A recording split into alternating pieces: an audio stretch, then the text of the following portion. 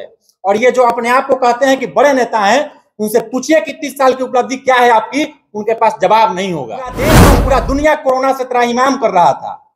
उस समय रूडी जी के यहाँ 4 दर्जन एम्बुलेंस को कवर करके रखा गया था। पूरा राष्ट्रीय स्तर पर फिर से सारण को शर्मसार होना पड़ा यहाँ के एमपी के कारण। तो टिकट हमको सारण की जनता दे रही है और सारण की जनता एक 26 साल के नौजवान को चुनाव जिता करके संसद भेजेगी। सारण को अब एक ऐसे एमपी की जरूरत है कि सारण का एमपी जब पार्लियामेंट में खड़ा होकर चिल्लाए तो उसकी गूंज सारण की धरती पर भी सुनाई दे। लोगों के भीतर रूडी जी को लेकर के बहुत भारी गुस्सा है, भारी आक्रोश है और रूडी जी कहीं चुनाव में नहीं है। हो गया ना, सोनपुर मेला का कि जो एशिया फेम सोनपुर मेला था उसको यहाँ के सांसद लोगों ने बर्बाद कर दिया, बर्बाद होने दिया। यहाँ जो बिहार की सरकार है, नीतीश कुमार मुख्यमंत्री है, नालंदा में सब कुछ हो रहा है। ऐसा लगता है कि नीतीश कुमार बिहार के मुख्यमंत्री नहीं है, नालंदा के मुख्यमंत्री हैं। राजगीर का मलमास मेला का खूब ब्रांडिंग हो रहा है। सारण के विकास के लिए, सारण को आगे बढ़ाने के लिए, यहाँ बंद पड़ी फैक्ट्रियों को चालू कराने के लिए, सरकारी कार्यालयों में जो भ्रष्टाचार व्याप्त है उसको खत्म करने के लिए, सरकारी अस्पतालों की दुर्दशा को सही करने के लिए और पलायन यहाँ से कैसे रुकेगा, सारण के युवाओं को कैसे रोजगार मिलेगा, इसके लिए जब यहाँ का सांसद पार्लियामेंट में चिल्लाए तो यहाँ सारण का विकास हो। इसलिए सारण के लोग मिलकर के मुझे चुनाव लड़ा है। और रही बात जन बल, धन बल, बाहुबल की जो बात कर रहे हैं, मैंने अभी कहा कि लोकतंत्र में जनता की ताकत के आगे कोई ताकत टिकने वाली नहीं है। आप सभी का स्वागत है आज के इस प्रेस कॉन्फ्रेंस में। और जैसा कि आप पीछे बैनर पर देख रहे हैं, बिल्कुल स्पष्ट लिखा हुआ है सारण लोकसभा क्षेत्र, जिससे यह स्पष्ट होता है कि सारण लोकसभा क्षेत्र को लेकर के ही आज का ये प्रेस कॉन्फ्रेंस बुलाया गया है। आप सब लोग जानते हैं कि पिछले 3 दशक से सारण की जो राजनीति है वो तथाकथित 2 बड़े नेताओं के इर्द गिर्द घूम रही है। अपनी अपनी पार्टी के दोनों बड़े नेता हैं, केंद्र में मंत्री रहे हैं, बिहार के बड़े नेता, देश के बड़े नेता। अपनी अपनी पार्टी में, अपनी अपनी सरकार में वे लोग बड़ा बड़ा ओहदा भी संभाले हुए हैं। लेकिन सारण को देखिएगा आप तो 30 साल में सारण आगे नहीं गया है, 30 साल में सारण पीछे हुआ है। सारण की ऐतिहासिक 4 फैक्ट्रियां थी जो आज बंद हो गई हैं। दोनों लोग उसके बाद सांसद रहे, लालू जी भी और रूडी जी भी, केंद्र में मंत्री भी रहे। इसके बाद चारों फैक्ट्रियों को चालू करने के लिए कोई प्रयास नहीं किया गया। यहाँ से 10 मिनट लगेगा, आप जाइए, सामने जेपी यूनिवर्सिटी है। लोकनायक जयप्रकाश नारायण के नाम पर उस यूनिवर्सिटी को बनाया गया है। ऊपर से जेपी जी भी देखते होंगे तो सोचते होंगे कि मेरे नाम का भी अपमान लोग कर रहा है। लाखों विद्यार्थियों का भविष्य वहां पिछले 10 सालों से फंसा हुआ है। वो चाहे स्नातक हो, चाहे पीजी हो या कोई भी कोर्स आप जेपी यूनिवर्सिटी से करने जाते हैं, कोई भी सेशन वहां समय पर नहीं है, ना समय पर परीक्षा है, ना समय पर रिजल्ट है, ना समय पर मार्कशीट है। इसके बावजूद यहाँ से जो तथाकथित दोनों बड़े नेता सांसद हुए, जेपी यूनिवर्सिटी की दुर्दशा को बदलने के लिए, उसकी स्थिति को सुधारने के लिए कोई प्रयास नहीं किया गया है।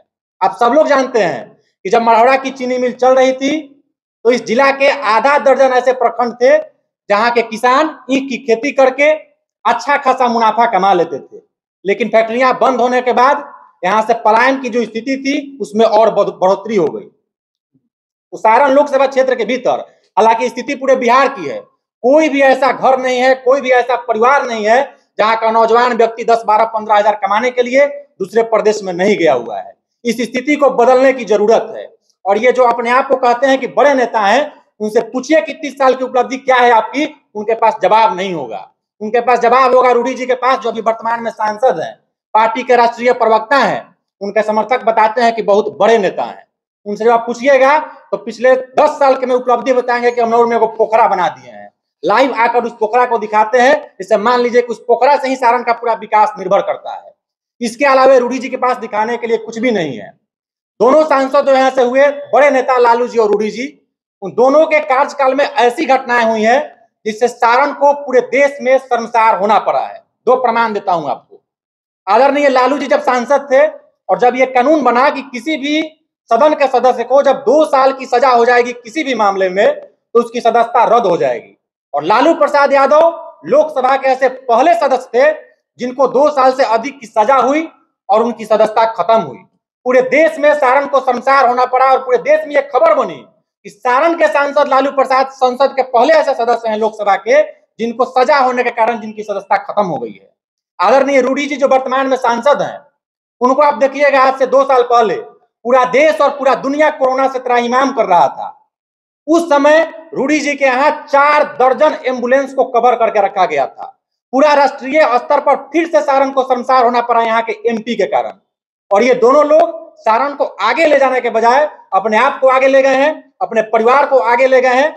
इसलिए सारण के लोगों की इच्छा से, सारण के लोगों के सहयोग से यह तय हुआ है कि इस बार एक नौजवान 26 साल का नौजवान अतुल प्रताप सिंह चुनाव लड़ेगा, लोगों के सहयोग से लड़ेगा और लोगों के सहयोग से चुनाव जीतेगा भी। इसमें एक बात आप स्पष्ट तौर पर जान लीजिए कि अगर आपका यह सवाल होगा कि हम किसके टिकट पर लड़ेंगे, किसके सहयोग से लड़ेंगे, तो टिकट हमको सारण की जनता दे रही है और सारण की जनता 26 साल के नौजवान को चुनाव जिता करके संसद भेजेगी। सारण को अब एक ऐसे एमपी की जरूरत है कि सारण का एमपी जब पार्लियामेंट में खड़ा होकर चिल्लाए तो उसकी गूंज सारण की धरती पर भी सुनाई देनी चाहिए। ऐसे एमपी की जरूरत नहीं है कि यहां से चुनाव जीत करके जाए और वहां जाने के बाद अपने नेता की जय जय, अपने पार्टी की जय जय। लोकतंत्र में जब हम किसी जनप्रतिनिधि को चुनते हैं, जनप्रतिनिधि का मतलब होता है जनता का प्रतिनिधि। किसी भी लोकसभा क्षेत्र के भीतर या विधानसभा क्षेत्र के भीतर सारे लोग जाकर के सदन में अपनी बात नहीं रख सकते हैं। इसके लिए सब लोग मिलकर के अपने बीच से एक प्रतिनिधि चुन करके सदन में भेजते हैं। लेकिन यहाँ के लोग जिसको जिता करके सदन में भेजते हैं, अपना प्रतिनिधि बना करके भेजते हैं, वही व्यक्ति जब सदन में जाता है तो वहां नेता का प्रतिनिधि बन जाता है, अपनी पार्टी का प्रतिनिधि बन जाता है। इसलिए 2024 के चुनाव में सारण इतिहास बनाने जा रहा है। सारण के लोग मिलकर के सारण के विकास के लिए, सारण को आगे बढ़ाने के लिए, यहाँ बंद पड़ी फैक्ट्रियों को चालू कराने के लिए, सरकारी कार्यालयों में जो भ्रष्टाचार व्याप्त है उसको खत्म करने के लिए, सरकारी अस्पतालों की दुर्दशा को सही करने के लिए और पलायन यहाँ से कैसे रुकेगा, सारण के युवाओं को कैसे रोजगार मिलेगा, इसके लिए जब यहाँ का सांसद पार्लियामेंट में चिल्लाए तो यहाँ सारण का विकास हो। इसलिए सारण के लोग मिलकर के मुझे चुनाव लड़ा रहे हैं अपने सहयोग से और अपने शक्ति से। इसके बाद अगर आप लोगों को कोई सवाल हो तो बताइए। अपनी योजनाओं का कुछ रोड मैप बताइए। रोड मैप जैसा कि मैंने अभी आपको बताया कि सारण के आप किसी भी सरकारी कार्यालय में चले जाइए, वहां बिना घूस के, बिना दलाली के कोई काम होने वाला नहीं है। सारण के किसी सरकारी अस्पताल में चले जाइए, वहां डॉक्टर मिलेगा तो दवा नहीं मिलेगा, दवा मिलेगा तो सुई नहीं मिलेगा, बेड नहीं मिलेगा, ऑक्सीजन नहीं मिलेगा। ये स्थिति क्यों नहीं बदलनी चाहिए? कब तक लोगों को छोटी छोटी बीमारी का इलाज कराने के लिए भी जिला मुख्यालय आना पड़ेगा? जिला मुख्यालय में व्यवस्था नहीं होगा तो उसको राजधानी में जाना पड़ेगा। ये सब व्यवस्था पीएचसी में नहीं है, और पीएचसी में नहीं है, प्राथमिक स्वास्थ्य केंद्र में नहीं है, प्रखंड के अस्पतालों में नहीं है। तो सारण के एमपी जो यहाँ से लोग चुनाव जीतते रहे हैं, उसको बदलने के लिए उन्होंने प्रयास क्यों नहीं किया? ये स्थिति बदलनी चाहिए। यहाँ के युवाओं को यहीं रोजगार मिलना चाहिए।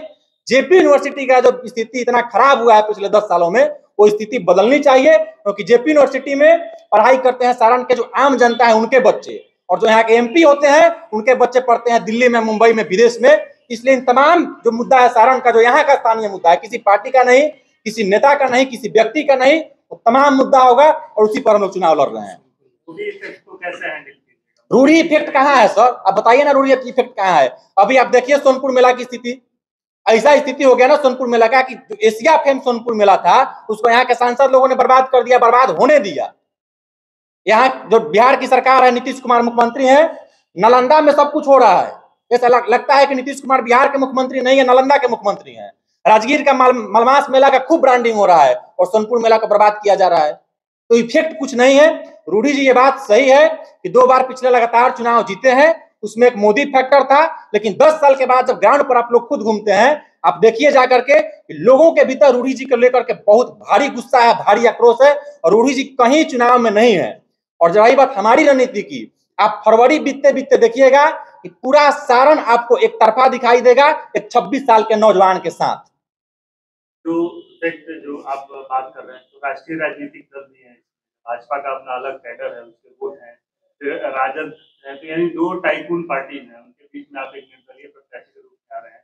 मैं आपको कहाँ बात है? लोकतंत्र का इतिहास जब आप देखेंगे उसमें आपको ये पता चलेगा इतिहास देखने पर कि लोकतंत्र में लोग केंद्र में होने चाहिए। लेकिन ये तथाकथित जो बड़े नेता हैं, बड़ी पार्टियां हैं, लोकतंत्र में लोग सब कुछ बना करके रखा है, लेकिन लोग को काट दिया है, जनता को काट दिया है। लेकिन लोकतंत्र की यही शक्ति है फिर कि जब जन और धन के बीच लड़ाई होगी तो हमेशा जन की जीत हुई। आप इतिहास उठा करके देख लीजिए। और मैं पिछले अप्रैल से लगातार लोकसभा क्षेत्र के भीतर घूम रहा हूं। लोगों के कहने पर लोग सहयोग करने के लिए तैयार हैं, लोग मदद कर रहे हैं, उसी आधार पर मैं चुनाव लड़ रहा हूं। तो कहीं आपको दिखाई नहीं देगा। आप फरवरी तक इंतजार कीजिए। फरवरी के बाद आप खुद कहेंगे कि पूरा सारण एक तरफ है सिर्फ अतुल प्रताप सिंह के साथ। आंसर जी ये बताइए कि आपको ये चुनाव लड़ने की मैंने अभी बताया आपको कि पिछले अप्रैल से हम लोग लगातार लोकसभा क्षेत्र के भीतर घूम रहे हैं। आपको पता है कि पिछले कई सालों से सारण के मुद्दा को लेकर के हम लोग आंदोलन करते रहे हैं, मुखरता से बोलते रहे हैं। तो पिछले अप्रैल से घूमने के बाद, पूरे लोकसभा क्षेत्र में घूमने के बाद, लोगों ने यह कहा कि सारण को एक युवा नेता की जरूरत है जो यहाँ से चुनाव जीत करके जाए तो सारण की बात करे, किसी मोदी की बात नहीं, लालू की बात नहीं, किसी भाजपा राजद की बात नहीं करे, सारण की जनता की बात हो। लोगों ने यह तय किया है, इसलिए हम लोग ये चुनाव लड़ रहे हैं। शराबबंदी को आप कैसे देखते हैं?